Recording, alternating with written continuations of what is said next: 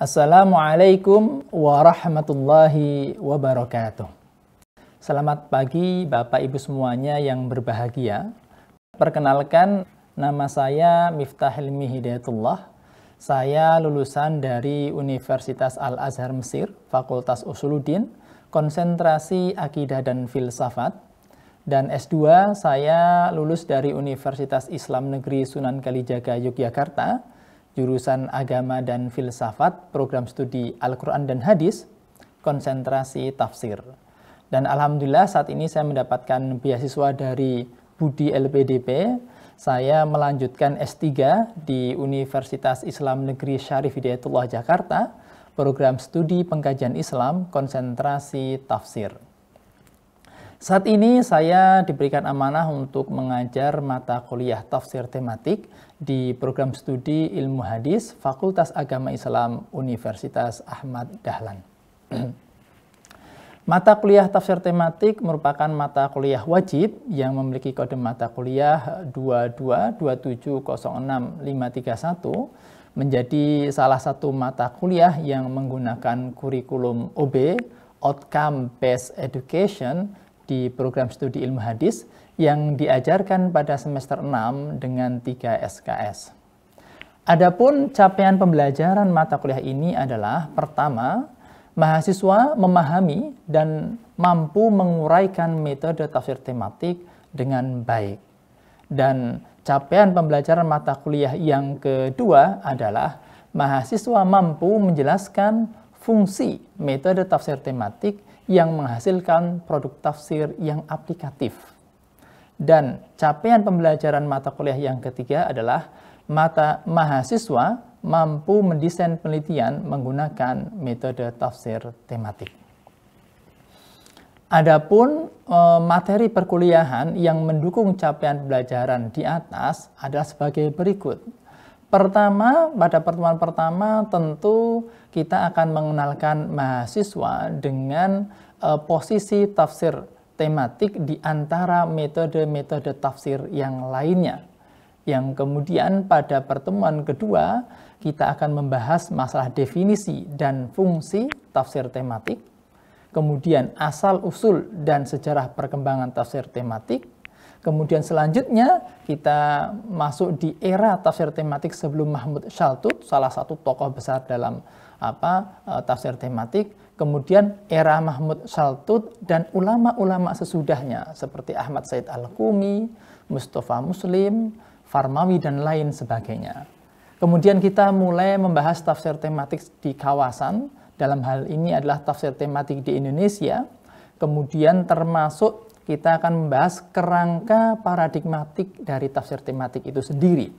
Kemudian kita lebih menukik lebih dalam lagi, kita mencoba mempelajari beberapa ilmu dalam ulumul Quran yang terkait erat dalam tafsir tematik dan digunakan sebagai pisau analisis dalam metode tafsir tematik. Di antaranya adalah al-asbab an-nuzul, kemudian tartib an-nuzul, terutama makkiyah dan madaniyah, kemudian munasabah. Nah, kemudian kita berlanjut mulai mempelajari ragam dari tafsir tematik. Pertama, tafsir tematik dengan maudhu' Qur'ani, kemudian tafsir tematik maudhu' lis surah, kemudian tafsir tematik maudhu' lil ayah, dan yang terakhir adalah contoh tafsir tematik. Adapun model pembelajaran yang kita lakukan di kelas ada beberapa, salah satunya adalah bisa diringkas menjadi DIA, yang berarti pertama adalah delivery, penyampaian materi, yang kemudian interaction, tanya jawab dan diskusi, dan yang ketiga adalah assessment. Kita memberikan tugas kepada mahasiswa dan tugasnya itu nanti berbasis outcome, dan disinilah terlihat kurikulum OB itu kita terapkan. Adapun model pembelajaran yang lainnya, kita tentu menggunakan model pembelajaran MBKM, Merdeka Belajar dan Kampus Merdeka.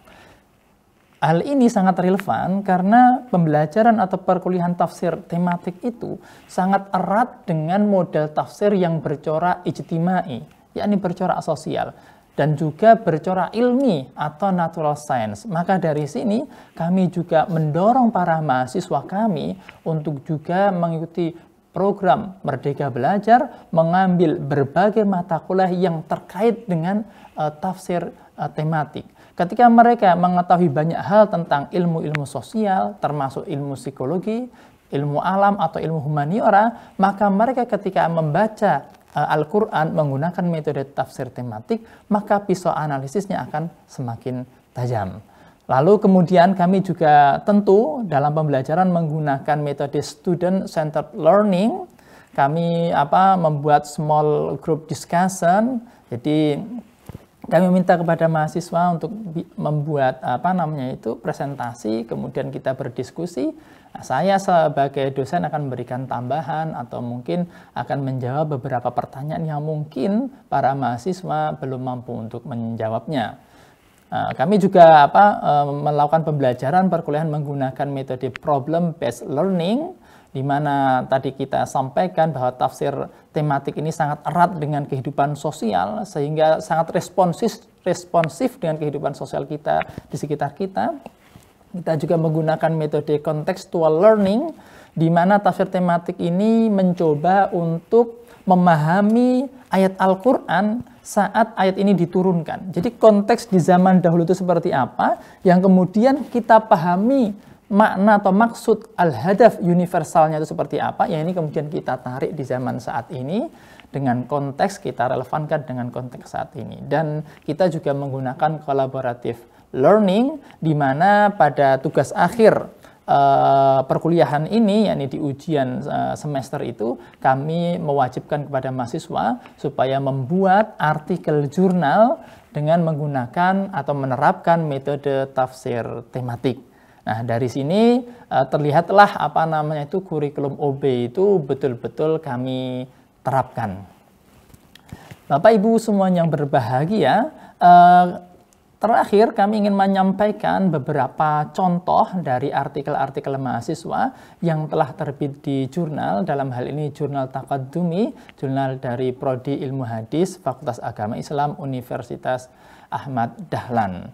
Pertama adalah artikel yang ditulis oleh Tazkiyah Anugraheni dengan judul Kontekstualisasi Kisah Maryam di dalam Al-Quran sebagai basis teladan generasi muda Muslim era kontemporer. Dan yang kedua adalah sebuah artikel dalam bahasa Inggris dengan judul The Concept and Application of the Minimalist Lifestyle on Quran Perspective, yang ditulis oleh Novia Hamidah Yulianti.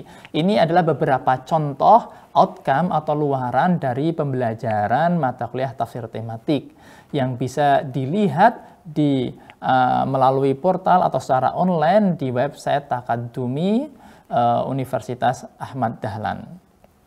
Selanjutnya kami ingin memberikan contoh perkuliahan yang kami lakukan bersama para mahasiswa. Selamat menyaksikan. Assalamualaikum warahmatullahi wabarakatuh. Rekan-rekan mahasiswa semuanya yang dirahmati Allah, kali ini pada pagi hari ini kita akan membahas tentang tafsir tematik terkait dengan definisi dan fungsi. Baik, ini adalah definisi tafsir tematik dari beberapa ulama ya, tokoh tafsir maudhu'i. Pertama, antum harus kenal ini Ahmad Said Al-Qumi. Ahmad Said Al-Qumi itu beliau adalah pencetus pertama kali istilah tafsir maudhu'i. Beliau ini kaprodi atau rais qism jurusan tafsir di Universitas Al-Azhar. Kemudian yang kedua itu Abdul Hayy Al-Farmawi. Beliau ini adalah orang yang paling berpengaruh di Indonesia terkait dengan tafsir maudhu'i. Jadi antum kalau membaca buku-buku tentang tafsir maudhu'i akan sering mendapatkan nama beliau. Jadi Farmawi gitu. Bukunya itu adalah Al-Bidayah fit Tafsir Al-Maudhu'i. Itu buku beliau, dan buku ini bisa antum dapatkan di perpustakaan Pusat Studi Al-Qur'an Quraisy Shihab di Jakarta. Susah buku ini mendapatkannya, alhamdulillah saya mendapatkan di sana. Bahkan sampai teman kami kemarin, dosen kuis itu juga ingin mencari buku ini juga tidak dapat. Di internet tidak ada, yang menjual tidak ada. Ternyata di Pusat Studi Al-Qur'an Quraisy Shihab. Karena Pak Quraisy waktu itu diberikan secara langsung oleh Farmawi dan dituliskan bahwa ini adalah pemberian dari Farmawi untuk beliau. Seperti itu. Lalu Mustafa Muslim ini termasuk Azhari juga, orang asli Syria dan baru meninggal tahun kemarin beliau. Ini rektor Universitas Az-Zuhara di Turki. Dan Samir Abdurrahman Ar-Rizwani itu beliau adalah penulis buku terkait dengan tafsir maudhu'i. Saya lihat bukunya ini paling holistik membahas tafsir maudhu'i. Jadi kalau antum mau belajar tafsir maudhu'i secara komprehensif, bisa membaca buku beliau, Samir Abdurrahman Ar-Rizwani. Memang ini belum banyak dikenal di Indonesia. Ini ya, tafsir maudhu'i itu apa? Tafsir maudhu'i itu adalah bayanul ayat Al-Qur'aniyah, menjelaskan ayat-ayat Al-Qur'an yang memiliki tema yang satu walaupun istilahnya itu berbeda-beda. Ya, takwa, tuqo, ittaqo, ittaqu, qi dan lain sebagainya. Dan tempatnya di Al-Qur'an itu juga banyak, beragam, ada di awal surat, di akhir surat, di awal Al-Qur'an, di akhir Al-Qur'an. Kemudian juga menyingkap detail dari tema-tema tersebut, maksudnya ini adalah subtemanya. Ketika antum membahas takwa, maka mau tidak mau harus membahas tentang karakter orang yang bertakwa itu seperti apa. Termasuk yang paling penting itu adalah manfaat dari ketakwaan seseorang itu apa.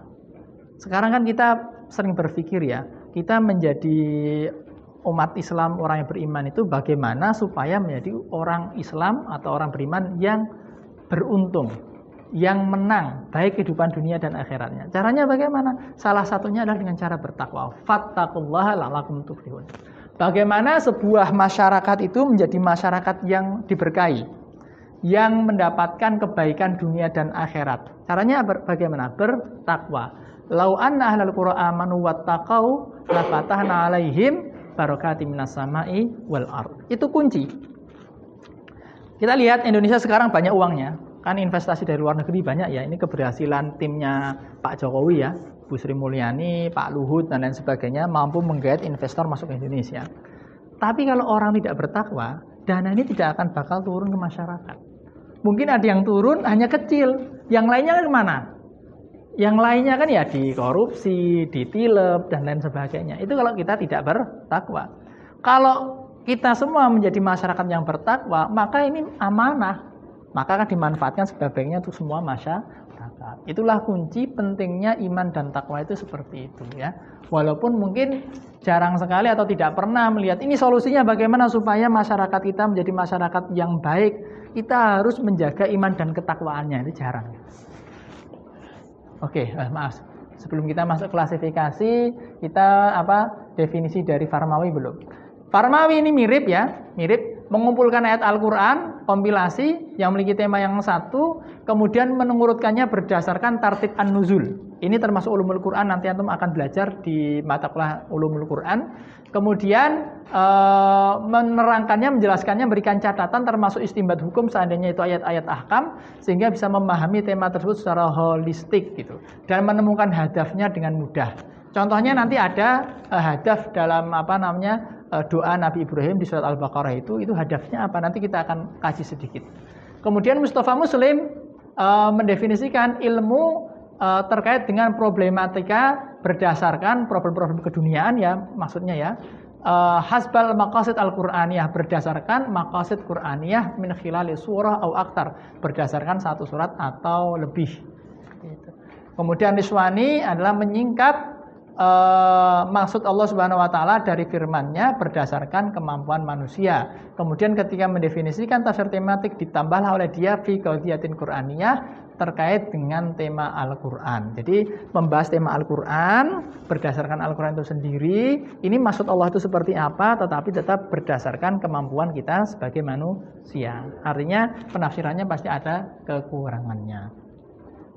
Menurut Farmawi, rata-rata definisi tafsir tematik itu semuanya masuk atau menuju mengarah pada tafsir tematik lil Quran. Tafsir tematik lil Quran itu dia mengambil satu tema, baik dia maudhu' Qur'ani maupun maudhu' waqi'i. Kita kan nanti akan belajar. Maudhu' Qur'ani itu adalah tema-tema yang ada dalam Al-Qur'an, maudhu' waqi'i itu adalah tema-tema di luar Al-Qur'an. Namun mencoba melihatnya perspektif Al-Qur'an bagaimana. Nah, itu nanti ada modelnya. Nah, rata-rata definisinya itu mengacu ke sini. Namun demikian, para ulama, terutama ulama tafsir Al-Azhar itu mengklasifikasikan tafsir tematik itu menjadi dua. Jadi lil Quran dan lis surah. Dan yang terakhir ini ada tambahan dari saya lil ayah. Nah, kemudian apa urgensi atau fungsi dari tafsir tematik itu? Oke. Pertama ada al-ihtidak bil Quran. Bagaimana kita itu bisa mengambil inspirasi dari Al-Quran. Ini Mahmud Shaltut. Dinukil oleh Ahmad Said Al-Qumi, dinukil oleh Farmawi. Yang kemudian oleh Farmawi mengatakan, ya ketika kita bisa mengambil inspirasi dari Al-Quran, maka seharusnya kita bisa menjadikan Al-Quran itu sebagai sumber hukum sosial. Jadi peraturan-peraturan kita di kampus, ya, peraturan-peraturan di pemerintah, peraturan-peraturan di perusahaan, itu sumbernya harus Al-Quran. Gitu. Umpamanya nanti termasuk manajemennya, bagaimana manajemen manusia supaya perusahaan kita baik. Oh ternyata kita harus mengikuti sababnya. Bagaimana manusia supaya baik, supaya beruntung. Ada dalam surat Al-Mu'minun itu, ada yang tahu nggak? Qad aflahal mu'minun itu ada berapa? Ada berapa hal supaya kita menjadi al-mu'min al-muflih? Ada yang tahu? Al-Hafidh Mas Fajar Maulana, apa Mas? Kira-kira apa? Yang membuat orang itu beruntung menjadi al-mu'min al-muflih. Yang pertama khusyuk. Yang pertama khusyuk, ya.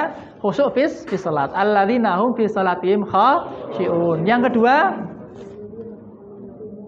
anil laghwi murid. Khusyuk murid, habis itu saya lanjutkan biar cepat ya. Zakat failun, hafid lil furuj, betul kan? Kemudian raun lil amanah wal ahad, kemudian muhafadzah 'alas shalah. Antum melakukan 6 ini, janji Allah antum menjadi mukmin al-muflih. Menjaga amanah itu berat. Amanah Anda sebagai seorang mahasiswa, Anda sudah berikan amanah kepada orang tua untuk thalabul ilmi ke UAD, Anda jaga amanah itu. Anda jaga janji itu, maka Anda akan menjadi mahasiswa yang berdedikasi, berintegritas. Nah, itu pasti kan Anda akan menjadi orang yang baik kalau seperti itu, ya kan? Ini, jadi termasuk masalah kayak gitu itu harus masuk di sini gitu. Ya. Jadi itu kan temanya tentang al-mu'min al-muflih. Caranya bagaimana? Ada 6 cara. Kemudian termasuk urgensi tafsir tematik atau fungsinya itu adalah integrasi ilmu. Nanti kita akan bahas lebih lanjut. Integrasi ilmunya seperti apa? Nah, seperti ini. Ini adalah hasil pemikiran saya, dari perenungan saya terhadap apa yang saya pelajari dari buku-buku tafsir maudhu'i, termasuk dari ceramah-ceramah para dosen-dosen, termasuk Profesor Atok, ya, beliau guru saya di UIN Jakarta. Nah, dari sini saya kemudian simpulkan bahwa tafsir itu bisa diintegrasikan dengan ilmu lainnya. Ada 3 ilmu itu, ini menurut PBB, ya, menurut UNESCO, kata Prof. Ato itu disebutkan seperti itu. Pertama, natural science, kemudian social science, dan humaniora.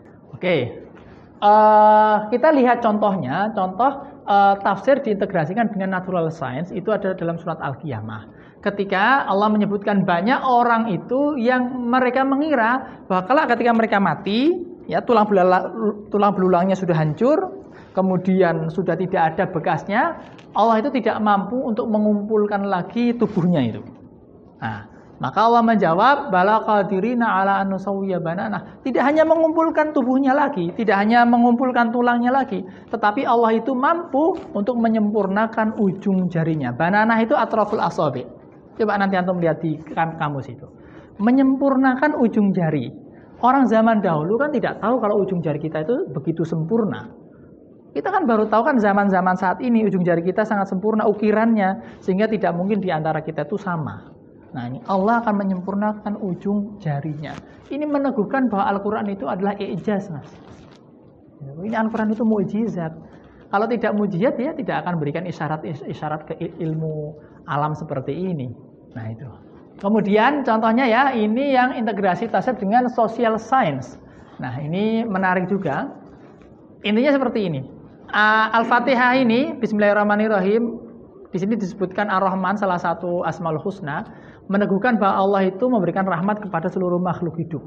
Hewan, tumbuhan, manusia, semuanya diberikan rahmat oleh Allah. Ya. Orang muslim diberikan rahmat Allah, orang kafir diberikan rahmat Allah. Semuanya sama. Sehingga kalau orang muslim belajar, orang kafir belajar, semuanya akan mendapatkan apa yang dia pelajari. Orang muslim dia pandai mencari harta dunia, orang kafir dia juga pandai memiliki ilmu mencari harta dunia, semuanya akan mendapatkan harta dunia. Tapi kalau orang muslim bodoh-bodoh, ya akan mendapatkan kebodohannya itu. Seperti itu ya. Maka kita ini, Allah ini adil terhadap kita semuanya. Nah, kenapa Dzulqarnain kok bisa menjadi seorang panglima yang hebat? Nih di surat Al-Kahfi. Karena dia itu fa'atba'a sababa, selalu mengikuti sabab. Apa yang menyebabkan kita menjadi umat yang bodoh? Jangan diikuti. Apa yang menyebabkan kita menjadi umat yang kuat? Itu yang diikuti sababnya. Gitu loh. Itu yang diikuti sababnya. Termasuk menghindari yang tidak bermanfaat, menjaga kemaluannya, dan lain sebagainya itu. Ini penting. Bahkan ini kemudian dijelaskan di Al-Baqarah 126 ini, ketika Ibrahim berdoa, ya Allah, berikan rizki kepada penduduk negeri ini Mekah bagi yang beriman saja. Allah menjawab bagaimana? Tidak hanya yang beriman, yang kafir pun ya, itu juga akan aku berikan nikmat selama dia di dunia. Di dunia ini kita perannya sama. Allah memberikan hak yang sama kepada kita semuanya. Jadi disinilah kemudian kita harus bersemangat, harus mau belajar. Ada buku namanya Science for Getting Rich itu yang nulis ya orang Barat. Ternyata untuk menjadi kaya itu ada ilmunya. Selama kita tidak mau menggali ilmu itu, ya kita tidak menjadi kaya juga. Oh, ternyata untuk menjadi bangsa yang kuat itu ada ilmunya. Kita lihat sekarang konstelasi dunia ini mirip dengan zaman dulu ya. Di utara timur ada Rusia, di utara barat ada Barat ya. Zaman Rasulullah kan sama. Di utara timur ada Persia, di utara barat ada Romawi. Mirip. Kenapa mereka menjadi menjadi kuat? Nah, itu kan ada ilmunya. Nah, itulah yang kemudian harus kita pelajari. Yang menyebabkan menjadi itu apa? Yang menyebabkan itu apa? Fa'atba'a sababa. Nah, inilah integrasi tauhid dengan ilmu sosial. Kita harus bisa memahami Al-Qur'an itu bisa menggerakkan kita supaya kita memiliki kehidupan sosial yang baik. Dalam hal sosial ini maksudnya psikologi kita juga baik, kita sebagai masyarakat juga baik. Ini panjang ini nanti kalau kita bahas ya. Kita lewati dulu. Nah, kemudian ini integrasi tafsir dengan ilmu humaniora. Nah, ini bisa dilihat pertama seperti ini. Seperti cerita tentang Fir'aun yang dia itu berseteru dengan Nabi Musa. Kan diceritakan ya. Bahwa Fir'aun ini kemudian mati tenggelam. Nah, ilmu humaniora dalam hal ini ilmu sejarah itu mampu mendetilkan Al-Quran. Ya kan? Dia akan tahu Fir'aun yang mana yang tenggelam ya, dengan ilmu-ilmu yang dia miliki, ilmu sejarah ya kan. Tentu nanti akan dibantu oleh natural science ya, tentu ya. Tapi kan di sini ilmu humaniora itu muncul ilmu sejarahnya, itu mendetailkan Al-Qur'an. Oh, yang mati yang berseteru dengan Nabi Musa itu adalah Fir'aun yang nomor sekian. Nah, itu. Jadi itulah integrasi tafsir dengan ilmu humaniora. Termasuk ilmu humaniora itu tentang ilmu bahasa, linguistik, bahasa Arab itu mendetailkan Al-Qur'an. Oke, saya kira seperti itu. Ini terkait dengan integrasi ilmu. Oleh karena itu, saya selalu mendorong para mahasiswa supaya mau belajar ilmu-ilmu lain di luar ilmu agama. Baik itu social science, humaniora maupun natural science. Dan ini didukung oleh kurikulum ya, program pemerintah Merdeka Belajar Kampus Merdeka. Antum bisa mengambil berbagai macam mata kuliah jika mengikuti program ini gitu. Nah, silakan antum pelajari ini ilmu-ilmu yang lain. Supaya apa? Supaya ketika mengkaji Al-Qur'an itu bisa lebih dalam. Karena Al-Qur'an itu kan wahyu Allah yang tidak mungkin bertentangan dengan ilmu alam yang memang itu juga ciptaan Allah seperti itu. Oke. Nah, akhir dari mata kuliah ini nanti saya juga ingin Anda bisa membuat artikel semacam ini nih, artikel dari teman antum. Sudah terbit di jurnal ya. Pertama punya ini Novia Hamidah dengan bahasa Inggris, The Concept and Application of the Minimalist Lifestyle on Quran Perspective. Lalu yang kedua ini punya Tazkiyah ini, kontekstualisasi kisah Maryam di dalam Al-Qur'an ini. Oke, sebelum saya sampaikan penutup, mungkin ada yang mau menyampaikan pertanyaan? Silakan. Oh, ya silakan Mas Muhammad Ihsan ya. Apa saja contoh kitab tafsir Maududi? Oh ya. Tadi saya memang tidak menyampaikan contoh-contoh kitab tafsir maudhu'i ya, karena kita memang belum belajar ke sana. Walaupun tadi beberapa sudah saya sebutkan contoh-contoh, bukan kitab yang mengaplikasikan, tapi kitab-kitab yang menuliskan metodenya. Jadi ini seperti Al-Bidayah fi Tafsir Al-Maudhu'i punya Farmawi, Al-Madkhal fi Tafsir Maudhu'i punya Mustafa Muslim, kemudian ini Tafsir Maudhu'i lil Qur'anil Karim punya Ahmad Sayyid Al-Qumi. Ini adalah buku-buku atau kitab-kitab yang bisa menjadi rujukan terkait dengan metode tafsir maudhu'i. Di dalamnya itu juga ada contohnya, contoh aplikasi tafsir maudhu'i namun tidak panjang lebar. Kalau yang mau panjang lebar, antum bisa membuka website Kemenak, itu ada tafsir maudhu'i Kementerian Agama. Itu berjilid-jilid sampai mungkin sekitar 15 jilidan. Dan tebal-tebal. Nah, itu antum bisa baca. Kalau yang bahasa Arab ada tafsir maudhu'i Jami'ah Madinah Munawwarah. Itu ada di Maktabah Syamilah. Gampang, tinggal cari. Ada juga tafsir maudhu'i yang dikarang oleh Mustafa Muslim bersama para mahasiswanya di universitas di daerah Qatar. Itu juga 7 jilid saya juga ada. Itu Mas Muhammad Ihsan ya, dan teman-teman semuanya nanti kalau ingin berdalami lebih lanjut bisa mencari kitab-kitab tersebut, baik yang e-book, yang Kemenang itu e-book di-download secara gratis bisa. Oke, ada pertanyaan yang lainnya? Oke, silakan Mbak Nabila. Ya. Saya izin bertanya, siapakah yang pertama kali mewacanakan tafsir maudhu'i? Orang yang pertama kali mewacanakan tafsir maudhu'i. Oke. Di sini Mas kita mempelajari beberapa tokohnya. Tadi saya sudah menyebutkan bahwa Ahmad Sayyid Al-Qumi itu adalah orang yang memberikan istilah tafsir maudhu'i berdasarkan penelitian Quraisy Shihab ya. Farmawi menyebutkan sejarah orang-orang yang mewacanakan tafsir maudhu'i. Tapi Qumi ini disebut memang oleh Farmawi sebagai guru beliau dalam tafsir maudhu'i, cuma tidak disebutkan sebagai orang yang pertama kali mengenalkan ini. Saya tidak tahu Quraisy mendapatkan informasi dari mana, tetapi saya kira beliau juga sudah melakukan penelitian yang mendalam sehingga berani mengatakan itu ya. Nah, jadi sebelum Farmawi itu ada Ahmad Sayyid Al-Qumi. Nah, sebelum Qumi kalau berdasarkan tahun hidupnya disebutkan oleh Farmawi itu ada Mahmud Shaltut. Nah, Mahmud Shaltut itu adalah gurunya Ahmad Sayyid Al-Qumi yang kemudian bukan istilahnya, pernyataan beliau itu dinukil oleh Al-Qumi dalam bukunya Tafsir Maudhu'i lil Qur'anil Karim ini. Hadhi tariqah fi nadhrina hiya at-tariqah al-muthli. Ini pernyataannya Mahmud Shaltut yang dinukil oleh Qumi. Seperti itu. Nah, Mahmud Shaltut itu punya guru lagi namanya Muhammad Abduh, dan Muhammad Abduh itulah yang disebut oleh Farmawi sebagai orang pertama kali yang mewacanakan tafsir maudhu'i. Nanti kalau untuk umpamanya antum membaca tafsir Al-Manar itu adalah tafsir yang dikompilasi, disusun oleh Muhammad Rasyid Ridho. Beliau itu adalah muridnya Muhammad Abduh ya. Beliau mengumpulkan apa yang disampaikan Abduh ketika menyampaikan tafsir di Masjid Al-Azhar sampai surat An-Nisa. Abduh meninggal, kemudian beliau teruskan, tetapi manhajnya manhaj Muhammad Abduh ya. Nah, di tafsir Al-Manar itu nanti disebutkan ketika membahas Bismillahirrahmanirrahim apa makna ism itu, kemudian beliau mengumpulkan ayat-ayat terkait dengan al-ism.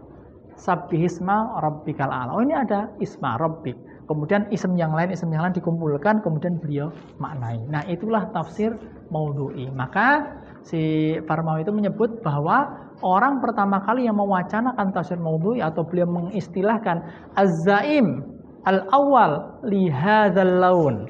Jadi tokoh pertama untuk corak atau metode ini adalah Muhammad Abduh. Oke, saya kira seperti itu. Karena waktu terbatas, sebagai penutup, saya kira antum semua juga harus tahu, ini harus saya sampaikan, bahwa tafsir maudhu'i itu muncul sebagai respon kondisi sosial umat Islam yang kurang baik, karena pada waktu itu kita terkolonialisasi, terjajah. Maka muncul kesadaran untuk kembali kepada Al-Quran, mengambil inspirasi dari Al-Quran, sehingga kita dapat memperoleh kembali kebahagiaan atau hasanah dunia dan akhirat. Ini tujuannya. Dan inilah yang menjadi paradigma Islam pembaharu, atau kalau di Muhammadiyah namanya Islam berkemajuan. Saya kira seperti itu. Terima kasih. Kita tutup dengan membaca hamdalah bersama-sama. Alhamdulillahirabbil alamin. Assalamualaikum warahmatullahi wabarakatuh. Waalaikumsalam warahmatullahi wabarakatuh.